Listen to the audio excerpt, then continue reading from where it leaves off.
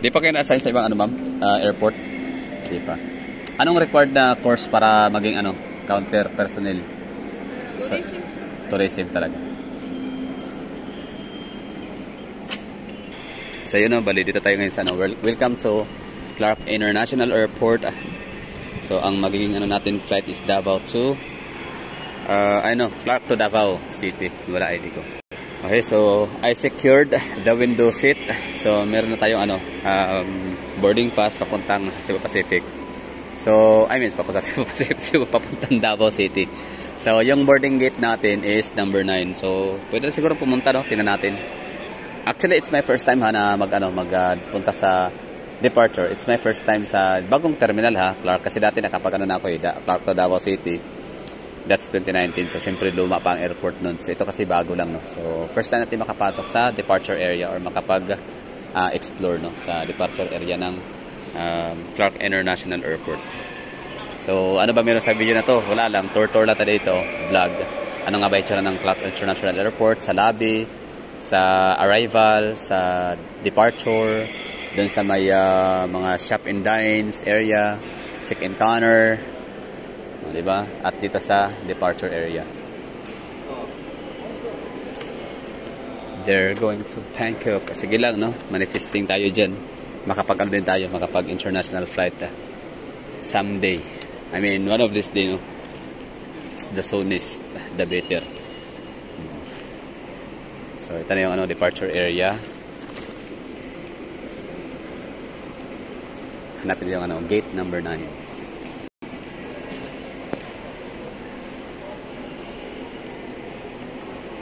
Kasi scanning machine. Let's go to gate number 9. Oh, may mga ka-share din dito. Anong meron? Gate number 9, Chip. Gate number 9. Pag may pera na, tsaka na ito mag-international. Tawasin mo. Kasi tinanong ko sa yung international flight. I mean departure area. So doon sa kabila, no? Sige lang, manifesting. Basta ano lang naman eh. Sipag at tiyaga, ganun. Tsaka yun. So dito na yun, no? Ano natin, flight bound for. Okay, tingnan natin yung mga ano dito, mga flight. Meron sa dito bound for Iloilo, Cebu, Davao, Busuanga, El Nido, Busuanga, Puerto Princesa, Cebu. Diba? So ang daming mga flight dito sa Clark, but still ano pa rin, no? Davao City pa rin yung ano, third. Ang galing. Ayos. Okay, ito yung ano ha, pinaka first time tayo pumasok dito sa Clark International Airport, departure area, domestic flight. So, ano bang impression ko dito? Wala lang. Para ano na siya? Para lang siyang sa City Gate, no? Or NCCC. Para siyang ano, cinema area. Tapos meron silang CR dito. Chapel. Parang bata. Ano ba yan? Meron logo. Anyway. So, PWD, male and female. Digital walker. Meron dito. Digital walker daw. Okay. Mga cellphones. Ganun. Okay. Ray-Ban, Havaianas, travel store. So, ibig sabihin, hindi lang pala sa taas ang may mga shops and dines, no? I mean, mga shops, stores and shop and dines na rin, no? Kasi restaurant, Subway. Okay, Subway is American brand, di ba? Chicken meats, buffalo. Okay, so ito na yon. Departure area, gate number 9. So, gate number 1 to 8 dito. Gate number 9 to 11 dito. Tapos, Heroes Lounge. Ano ibig sabihin niya Heroes Lounge? Yung mga sundalo, ganun. Mga athletes. Okay. Beauty to go. Yan. Domestic departure. Bound for Cebu. Remarks. Okay, ito naman atin ito. Atin ito ng mga pasalubong. Ganun. Okay. Okay, ayan na. Iloilo, Cebu, Davao, Busuanga, El Nido. Merong delayed, no? Ang Iloilo and Cebu ay delayed. Davao and Busuanga, check-in. Okay, retimed na si Cebu. 11:30 na siya. So, yung sa Davao and Busuanga, ang kanyang status ay check-in status pa lang, no? Hindi pa siya for departure. Yun, the Coffee Bean and Thief. Okay. Mahaba, malaki pala siya, no? Malapad, malawak. So itong ano to ito, papunta tong ano ha, number 1 to 8. Gate 1 to gate number 8. So syempre i-explore natin yan mamaya or ngayon na, no? Ba't mamaya pa? Anyway, dito tayo sa ano natin, ating gate muna. And atin ito, mga souvenir items. Mango, yan, mango. Pag sinabing dried mango, marami naman mango ang Zambales, Davao, Guimaras, pero talagang Cebu ang gumagawa talaga ng mga dried something na yan. So dried mango, dried pineapple. Oy, durian. Baka may durian dito. Pickled mango. Mango jam. O, parang yun lang wala dito. Durian, no? Okay. Proceed muna tayo sa ano natin, ha? Gate number 9. Bound for Davao. So, naka-flash na yung ano natin, you know, flight. Wow, Mary Grace. Masarap to. Ensaymada. Masarap ensaymada ng Mary Grace. Pero mahal. Pero yun nga, masarap nga. Kaya nga siya mahal kasi masarap. Bilang lang sa delivery yung masarap pero hindi mahal. So meron itong ano, W.H. Smith. So para siyang 7-Eleven style. No? Magkano ang Coke na tagpi 34 lang sa kapitbahay? 39 pala. 100 na dito. Siyempre, nasa airport tayo, no? Malamang. Okay, ito na, oh. Davao, gate number 9. So ito yung mga ano natin, mga seatmates, batchmates. So tuloy pa natin yung ano, masyal or pagtutor dito sa loob ng departure area. So gate 1 to number 9.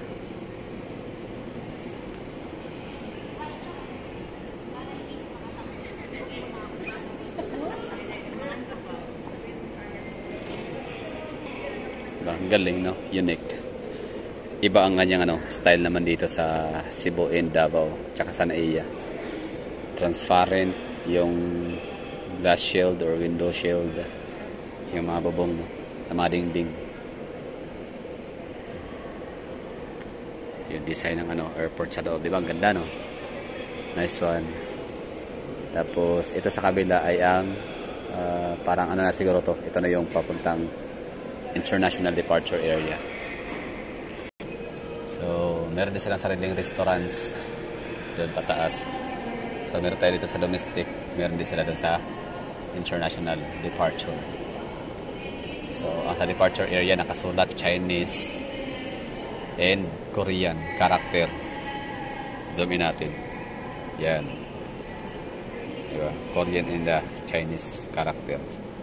So, ibig sabihin marami talaga mga ano dito. Mga flyer.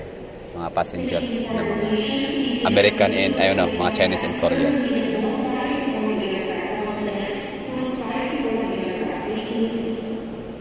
Diba? Yan yung ano nila, yung kailangan ano, departure area. Diba? Ganda ng upuan. So, itong si Clark Airport, Cebu, Mactan Airport, itong si Bohol, and si Tacloban, yung bagong ano ha, bagong airport ni Tacloban, yung hindi pa gawa, yung under construction pa lang ngayon. Meron sila pagkakapareha ng design. Yung gawa sa kahoy ang kailangan ano, skeleton, yung kailangan pundasyon, yung kailangan ano, roofing. Galing. So ibig sabihin para ang ano no, ang nagma-manage or yung parang contractor is ano, si Mega Wide Corporation. Tama ba ako? Am I wrong? Am I right? Mega Wide Corporation. So napakalawak ng ano, space. Napakataas ng roofing, ceiling, di ba? So hindi talaga siya mainit. Malamig ang aircon, hindi siya masikip. So good ito no. Maganda to na airport para sa mga taong claustrophobic. Kasi ang Davao City medyo may pagkakaano siya no, medyo masikip siya. In sa Cebu City naman, medyo pansin ko rin medyo mababa ang kanyang roofing. So, hindi kagaya dito. Pero, syempre, domestic lang naman yung akin napuntahan. So, ibig sabihin, itong departure, ang sa departure ng ano, international airport sa Cebu is, di ko alam kung ganito. Parang ganito yata. Di hamak na mas maganda, syempre. Pinakamagandang airport sa Pilipinas, sa Mactan Airport na yata. Wala nang ano, wala nang duda. Tapos sa Naiya, no, masisikip ang mga mga departure area nila. Siksikan na, marami pang tao. Kaya hindi ko ma-blame or nagigits ko na si Ramon Isang or SMC management, no. Bakit nila binago ang pinakauna lang ginawa sa Naiya is yung palawakin yung spaces. So ginawang minimalist. Tinanggal yung mga napakaraming mga shops and stores. And nag-giveaway sila ng mas malawak, mas magandang space or open spaces para sa mga tao.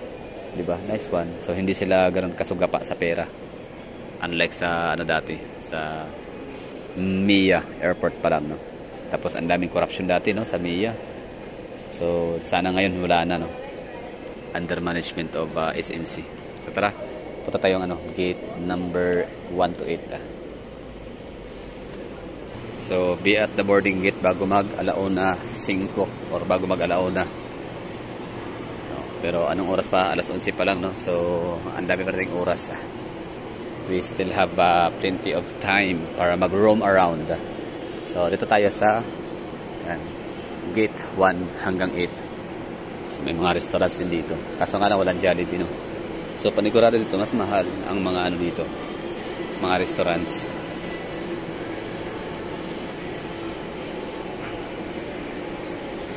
Okay.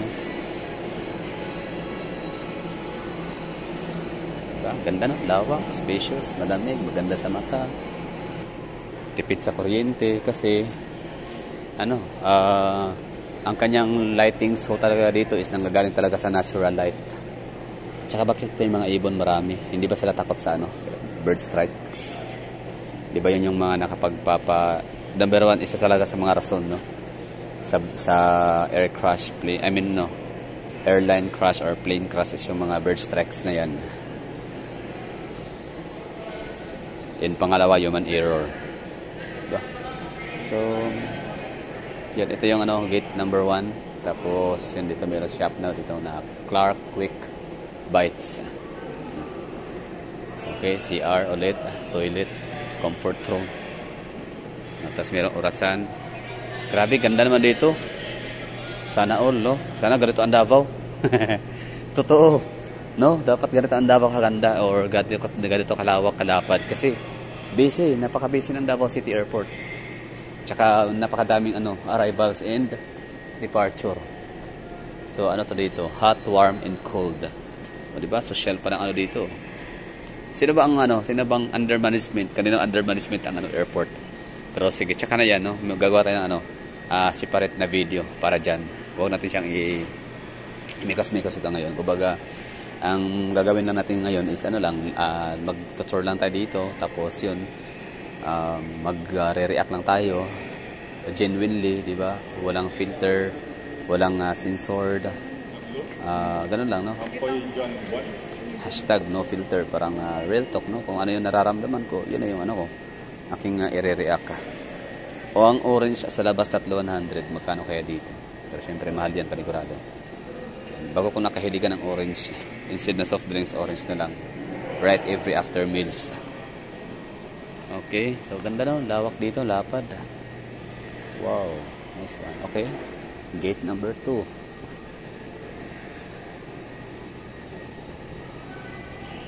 Ibig sabihin dito dadaan ang mga tao. Okay, ang ganda pala, no? Tama ba? Gate number 2. Okay, so ito yung way.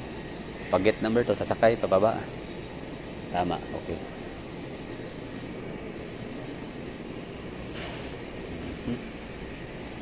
Nice one. So kunyari gate number 2 ka, di ba? So yun yung number, parang instead na makita natin dito na nakalagay gate nakasabit sa taas, yan ang style, nakasulat lang, lang, parang basta malaking structure na lang, no? Tapos yan, sakay na dito, pila. Yan ang ganda, no? High tech, napaka high end ng datingan. Yan.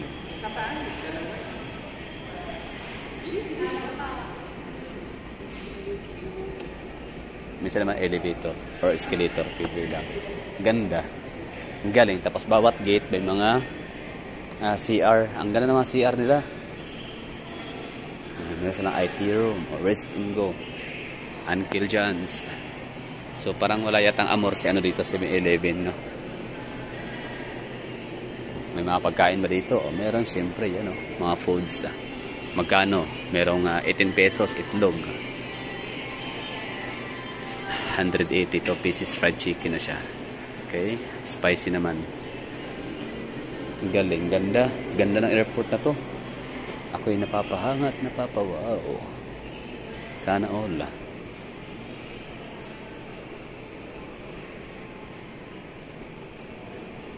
Wala eh. Talagang hindi pwedeng i-ignore. Gusto ko lang ipakita sa inyo na ano. Sino kaya may gawa nito? ENB. Sino ba siya? Basta ang ganda. Miniature. Di ba tawag dyan? Miniature arts. Ayan, nagsasampay si nanay. Okay. Di ba? Mga lumambay. Ito Japan style. Hindi ito pang Pilipinas. Malating komunidad. Board store. Hindi yan sa atin. Hindi. Lalo, ito hindi atin. Ito. Hindi rin sa atin ito eh. Ibang ano. Parang mga Mexican style. No? Spanish, American. Ganun. Mga Texas area. Ito yung pa sa atin. Mga Pilipino. Yung bubong. Tapos yan. Kalabaw. Diba? Very Pinoy na Pinoy. Tapos may garden. Okay. Yan. Ito naman very Pinoy din ang datingan. Social po, may TV sa loob. Ang galing. Okay, let's go. Proceed tayo sa gate number 3. Although wala namang pinagkaiba na kasi parehas lang naman. Pero ang ganda lang talaga dito kasi makikita natin yung mga eroplano. Hindi siya double walling, di ba? So tara, makikita natin yung mga eroplanong nagla-landing tsaka nagti-take off. Yan o. Nice one. Mamaya, no? Mapa-plane spotting tayo mamaya. Susubukan natin. Pero this time, ano muna tayo? Lakwatsa, Gala. Yan, ganda, oh. Airport. Diyos mio, Marimar. Sana ulan talaga, no? Sana ganito sa Davao. Baka naman, no? Kaap, ha? Civil Aviation Authority of the Philippines. Baka naman pwede nyo kaming gawa ng favor, mga taga Davao. Bigyan nyo kami ng ganito kagandang airport. Ito nga, oh, hindi naman ganun kabisi ang airport ng Clark, pero talagang astig, no? Pero ito kasi, pagkakaalam ko, ginawa kasi talaga to ni Pinoy, ni Digong. So, sinama silang dalawa. Ito ay ginawa in preparation para sa, instead na magkukumpulan lahat sa NAIA, dito na yung iba ilalagay. Diba? Kumbaga hatiin, no?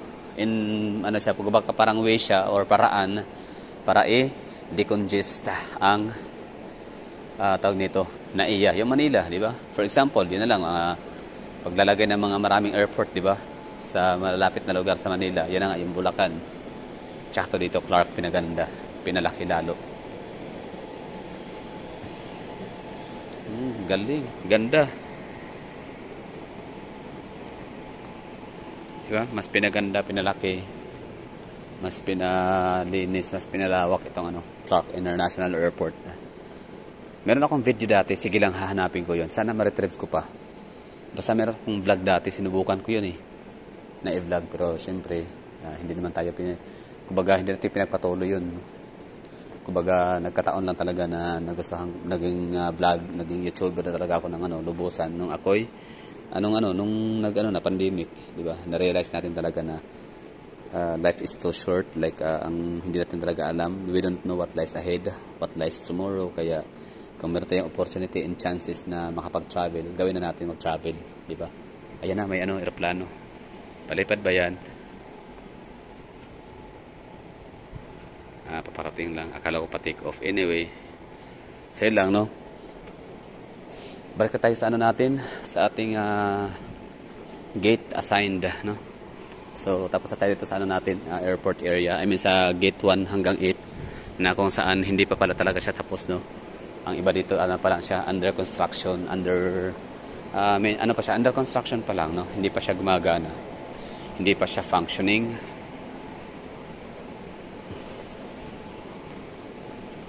Pero di ako sure ha, kung itong itong area bato na to dito ay puro bato dito domestic.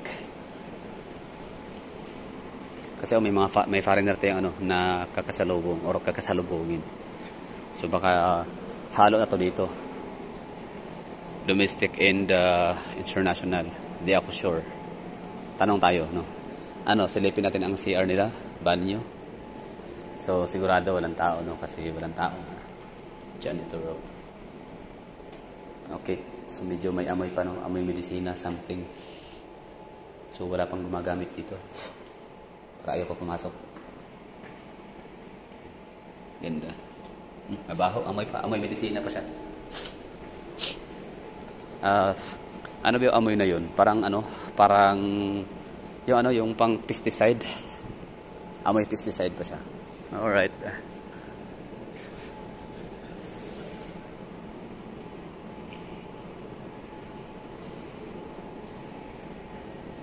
Eva Air. Sipak.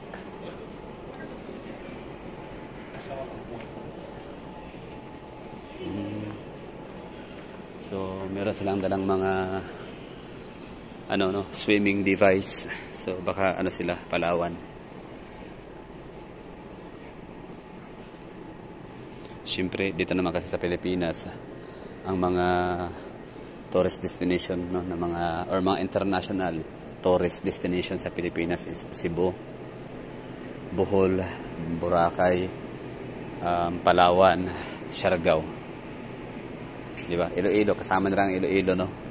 Naaambulan ang Iloilo ng tourist money dahil sa Boracay. Tsaka maganda yung Guimaras, diba? Tsaka yung basta mayroong lugar sa Gigantes Island, whatever. Basta Guimaras. Yun, no? So yung mga tourist, mga international tourist destination sa Pilipinas. So yung Iloilo, parang sinaside tripan na lang sila ng mga turista coming from Boracay. Pero pag sinabi talaga Cebu talaga, Bohol, Siargao, Boracay, Iloilo, and Palawan. Palawan is one of the prettiest, the most beautiful island in the world. Tapos number 1 naman, ang pinaka-the best naman na beach resort naman sa buong mundo ay Boracay. Hello ma'am. Lahat to dito domestic. Domestic flight. Ganito para set up dito. Diba? Sa NAIA nakasabit no? Nakasabit lang yung mga karatula na napakaliit ng mga gate numbers. So dito, yan nakasulat. Yan, gate number 1. Meron sa last call na sila bound for Cebu.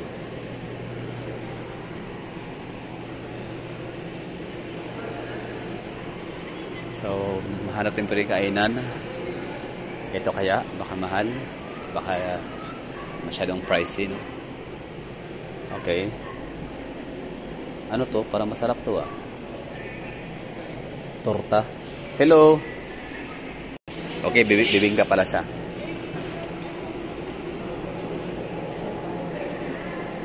Dito naman, may mga pagkainan naman dito na sausage cuisine.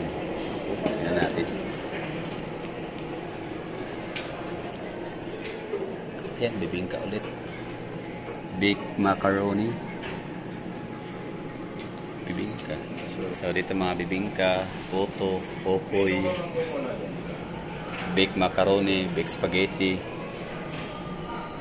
kasaba. Tama. Yung mga ginataan or binignit. Okay, obe halaya. Tapos ito naman yung mga rice meals naman nila. The best in Kapampangan since 1972. So let's go to rice meal. Okay, meron silang palabok solo or scaldo, dinuguan with rice. Dinuguan is 230, embutido 180, 220 ang rellenong bangos, siomai 130, plain loga 45, plain rice 35. Okay, just like Jollibee. Spaghetti Filipino solo, carbonara, yan. Kakanin, beverages, alright, Coke mismo 35, mura lang. Coke light can. Okay, Coke regular can 70. Okay, mura pa rin siya. Suman. Okay lang nga. Okay. Puto. Okay, mamaya na. So, tour muna tayo dito. So, ito namang black coffee bean tea leaf.